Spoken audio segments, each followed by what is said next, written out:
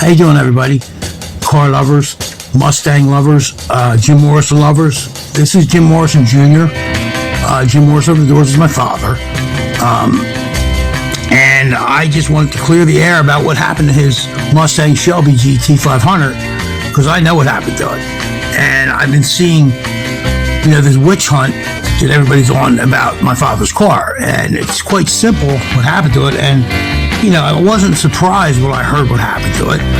And it didn't surprise me at all. As a matter of fact, it reminded me of me.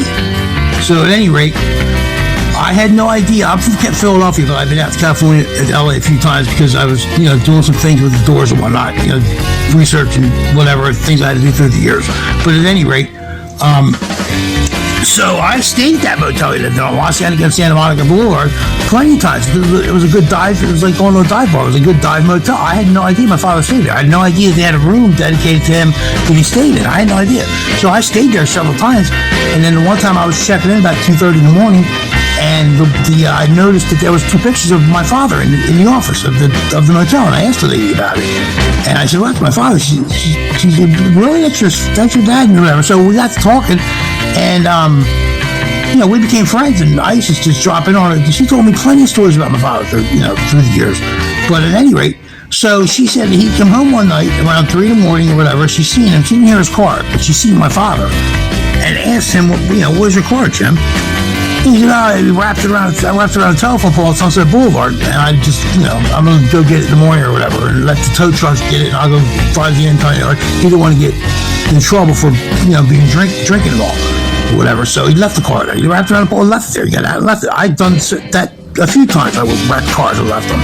But at any rate, so she said a few days went by, and she hadn't heard nothing about it or whatever. So she asked me, "What's going on, Jim? Did you find your car or whatever?" And he said, "Yeah, well, I finally found it. He found what impound yard it was in. I don't know how many days it took him or whatever. However long it took him to get there."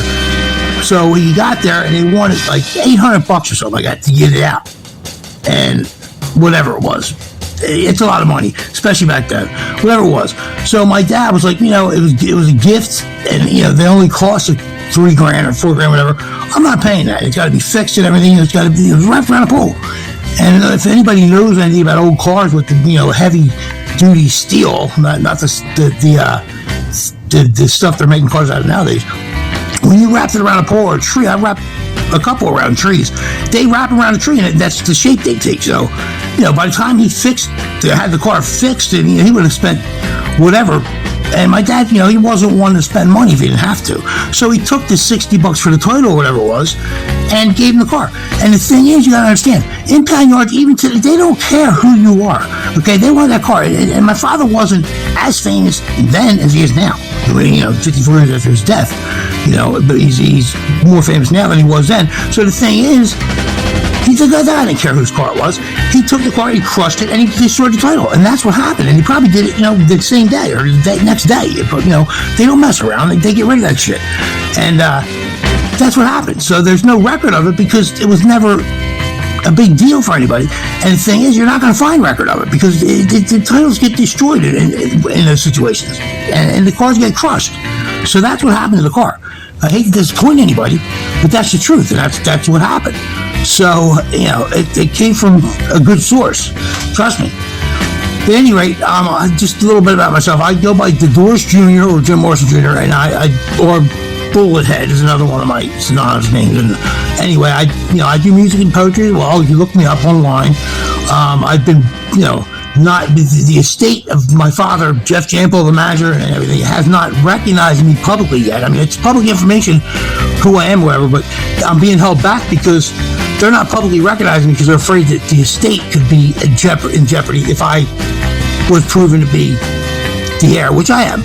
And the thing is, my aunt and uncle, the estate won't give up DNA for comparison. So the DNA's out. I'm his kid. His kid. There's other ways it was proven already or whatever. So the thing is, it doesn't even matter. I'm his kid. So it's public information. But the thing is, again, so I'm doing the Doors Jr. I'm re-recording the Doors music. I'm leaving the music alone, and I just take my dad's vocals out or whatever. And I rewrite the Doors songs, and I have my own music and poetry as well. You can look me up under the Doors Jr. or Jim Morrison Jr. I got plenty of work of my own.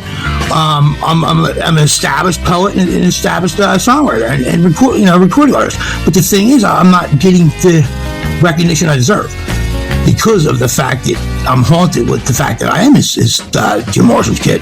It's not fun. I lost everything in the process. I'm living in the VA. I'm a disabled combat veteran on top of everything else. I'm living in the VA because I lost everything. My income, everything, I lost everything. I came out here to California to do this, to prove my paternity and take the Doors, take control of the Doors, my portion of what's mine, and be able to have the rights to the Doors music and do what I want to. And I lost everything, and now no one's helping me. It's like they used to. They were helping me in the beginning, and then when they found out I really was a kid, they shut the door on me. Primary Wave, they were helping me, but they shut the door on me. So the Jeff Jampo, the management, everything, they shut the door on me because they don't want to jeopardize the estate. At any rate, so that's what happened to my father's car. Please look me up. Be supportive of me, please, people. And I hope to talk to you soon. Bye.